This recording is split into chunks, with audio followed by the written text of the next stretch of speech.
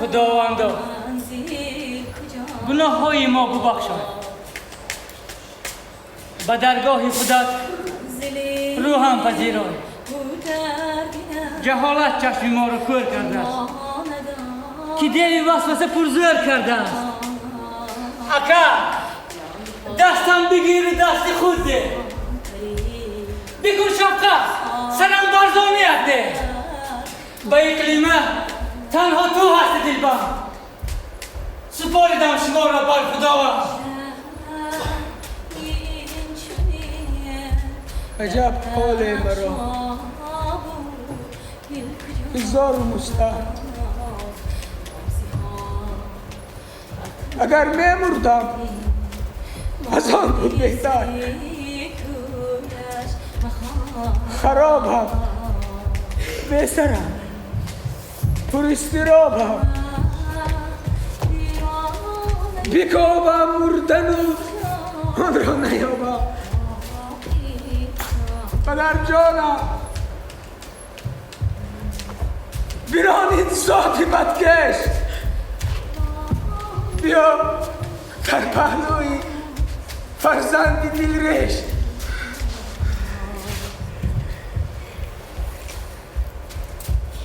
عابد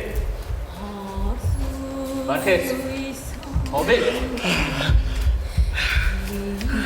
چی گپ شد که فیقانت رو شنیدم؟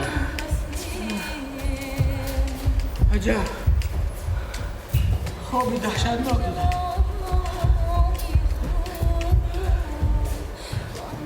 پدر جان بر همه جانزاد عالم بکردم التجا هر لحظه هر دم. کسی هرگز نشد پشت و پناهم، نمیگیرد به دوش خود گناهم.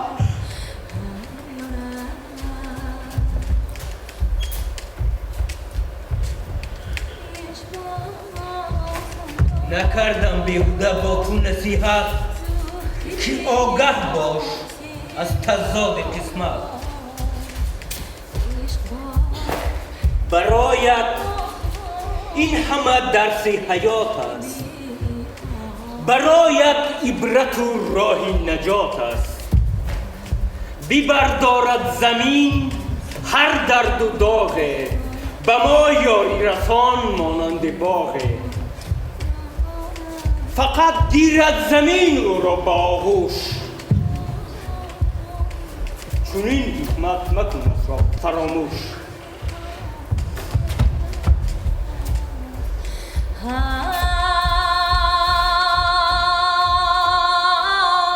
در شبی وصلش فراقی ماه گردن فارغم. این چنین ماه یک من دارم در آن رفیق جان.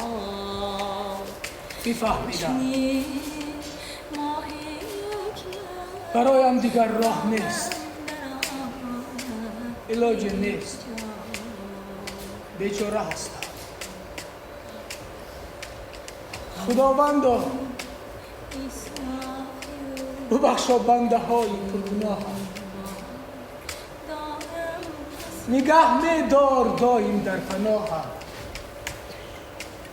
بدا در جانم از جنت بده جای، بکردم توبه ها یا رب ببخشا.